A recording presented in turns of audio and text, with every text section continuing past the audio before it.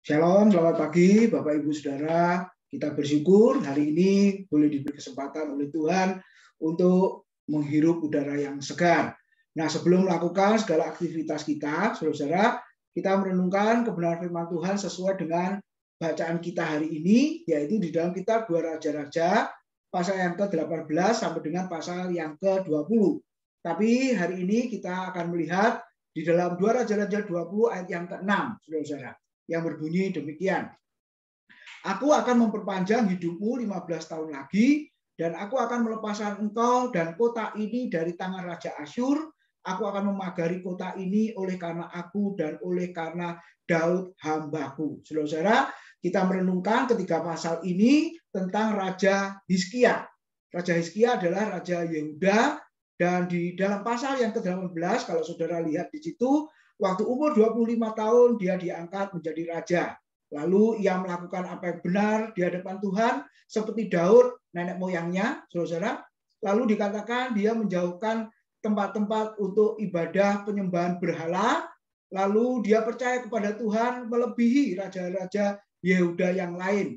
Baik sebelum dan sesudahnya tidak ada raja yang seperti dia. Itulah Hizkia. Lalu dikatakan ayat 6 di pasal 18, tidak menyimpang dari ajaran Tuhan, ia berpaut kepada Tuhan, melekat kepada Tuhan, saudara-saudara. Lalu dikatakan kemanapun ia pergi berperang, firman Tuhan mengatakan Tuhan memberi kemenangan kepadanya. Lalu di dalam pasal yang ke-20 kita melihat Alkitab mengatakan Hizkia jatuh sakit dan hampir mati. Itu di ayat 1 pasal yang ke-20. Lalu Nabi Yesaya disuruh Tuhan untuk memberi peringatan ini supaya menyampaikan pesan yang terakhir karena sebentar lagi akan meninggal.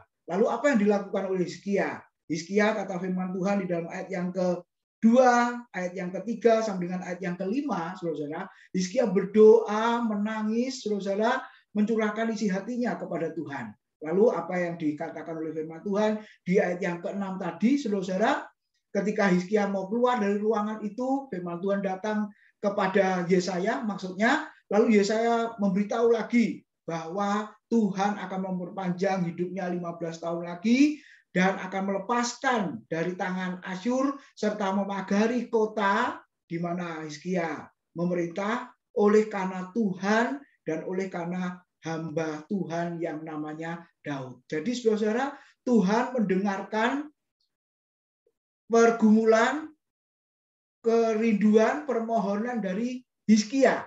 Nah, ketika Tuhan mendengar doanya, Bapak Ibu boleh melihat di situ, firman Tuhan mengatakan bukan karena isi doanya, bukan karena tangisannya, bukan karena Raja Hizkia menghadap ke dinding, bukan, tapi Tuhan mengabulkan doa Hizkia, mendengar doa Hizkia, itu karena Tuhan sendiri dan karena hambanya Daud. Karena Hizkia adalah keturunan Raja Daud, dan yang terpenting di situ, dia mengabulkan doa sesuai dengan Tuhan sendiri. Ini yang harus diingat, saudara-saudara. Sebab kalau kita menyadari itu, kita nggak bakalan bisa sombong. Kita tidak bisa berkata, aku hebat, sehingga Tuhan mendengar doaku. Oh tidak, itu semua semata-mata karena Tuhan. Jadi saudara-saudara yang tadinya divonis mati, lalu Tuhan masih memberi kesempatan hidup 15 tahun lagi. Saudara, ini yang luar biasa. Bukan masalah doanya mengubah keputusan Tuhan, bukan. Kalau doa mengubah keadaan memang iya, tapi kalau doa mengubah keputusan Tuhan itu bukan, saudara. Karena memang Tuhan ingin Hizkia hidup 15 tahun lagi. Kenapa? Nanti kita akan lihat, saudara. Di pasal yang ke-21 dikatakan dia melahirkan anak yang namanya Manase. Jadi kalau waktu itu dia mati, lalu yang melanjutkan kerajaannya itu siapa?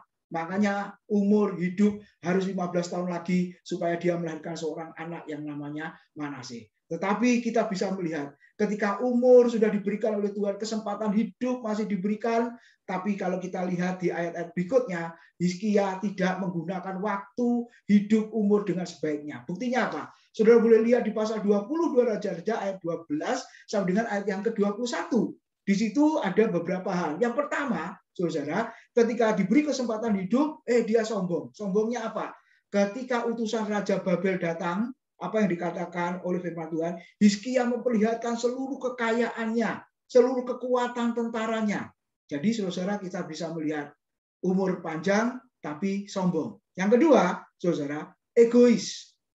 Di situ dikatakan apa? Ketika memperlihatkan seluruh kerajaan, isi kerajaan, Yesaya menegur dia bahwa yang kau katakan itu, yang kau perlihatkan itu tidak baik. Semuanya suatu saat akan dibawa ke Babel. Lalu Hizkia berkata apa? Asal ada kedamaian dan keamanan seumur hidupku, tidak masalah.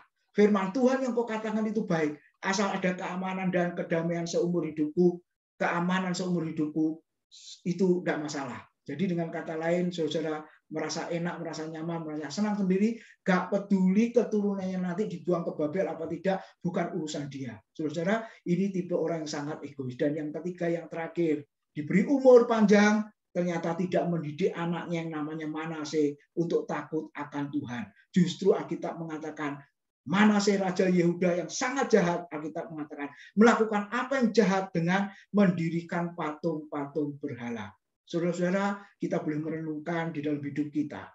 Tuhan memberi kesempatan, memberi waktu kepada kita, memberi umur kepada kita. Supaya apa, saudara? Kesempatan itu jangan disia-siakan. Biarlah kita lakukan itu, kita berkarya, kita berbuat sebanyak-banyaknya, berguna untuk Tuhan dan untuk sesama kita. Jadi kalau Tuhan beri kesempatan, kepercayaan, kita diberkati, jangan sombong. Dan sebagai orang tua harus mendidik anak-anak kita untuk takut akan Tuhan, saudara.